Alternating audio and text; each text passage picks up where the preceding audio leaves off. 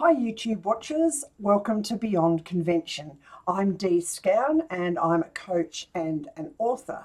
I am retirement age, so today I'm going to talk about the fact that I don't want to retire, but I know that as life goes on I need to partly retire. And there's a lot of processes we need to go through to plan for that. So some things that have been happening around us in the last week or so. We've spoken to a financial advisor. We don't have a lot of super. We can add something to super from a sale that we've just made. We need to look into what Australia's Centrelink, how that system works and whether we qualify. Age-wise, I do. My husband is suffering from a health issue, so he's not yet aged to retire, but we need to look into the impact of all those things. And one of the things we've found out is that Centrelink has some issues around how much land that you have. Now, we live in a tiny country town. We live on 9 acres, but it's actually residential land. So if you're in a similar situation, you will need to look into that kind of thing.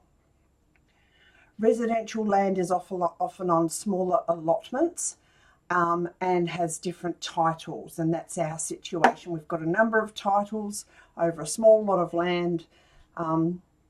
One of the Centrelink rules is that you are penalised if it's over 5 acres. So with horses, I'm going to need some land one way or the other. So we need to sort of sit down and work all those things out. This is going to be quite a process for us.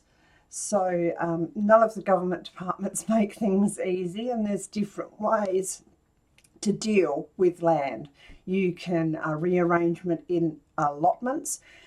It may have separate titles or they might be combined titles, and there's different prices to shift things from one way of thinking to another.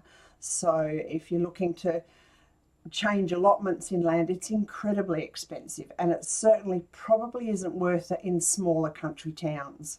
You can buy a block of land here for under $50,000, and that's the old big blocks, the old quarter-acre blocks, not the 300 square metre blocks that you get in the city now. So yeah, things are quite different in the country. One of the things we've just lived through is it'll be our last real heat wave in January for this year, but we're going to kick off February with a stinker. And so yeah, life's quite different here. As for the space that we've got, it's lovely when you are living in a rural town. We couldn't afford the council rates if this was somewhere near the city.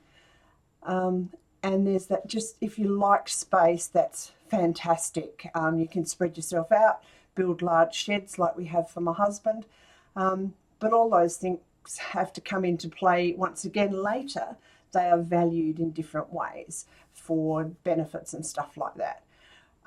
I never thought it would be a benefit to be in a small country town where the values are so low, but in essence, it makes us better off with what we've got for something like Centrelink.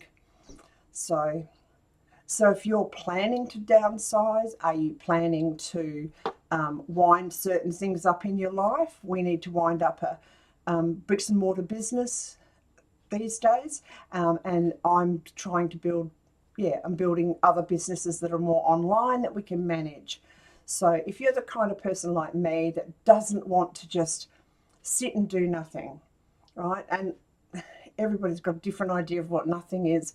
I can't sit still most of the time. I don't always have enough energy to bound around like my brain would like to, but I want to be active. I want to be mobile. I want to be interacting with the community as well. So a sedentary life isn't going to make me happy. It's going to make me very sad. So I have to find ways of doing that within my energy levels. And if semi-retirement is going to provide that, then it's up to me to plan it effectively, just as it is for you to plan it for you. So one of the things we're going to be doing is downsizing our assets and our possessions. Possessions can be a burden. You have to look after them if they're going to stay in good quality. Do you really need it? We're in a 4-bedroom house with 3 living areas, 2 big bathrooms. Yeah, we don't need all that. There's just two of us. Yes, we have house guests. We live in the country, so we're going to have house guests. But there's ways to manage that around a smaller property. Perhaps we'll stay in our house for the moment for a while we can. But much, much later on, I don't want to be burdened with that much floor space to mop, let's face it. And yeah, so much later on, we'll need something smaller and we'll need to modify how we do that.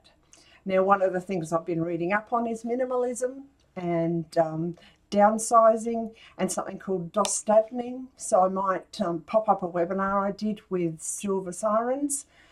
So give you an insight into not the Marie Kondo quite thing, but the I think it's called the Dutch Death Cleanse, where you get rid of the stuff that you really don't need.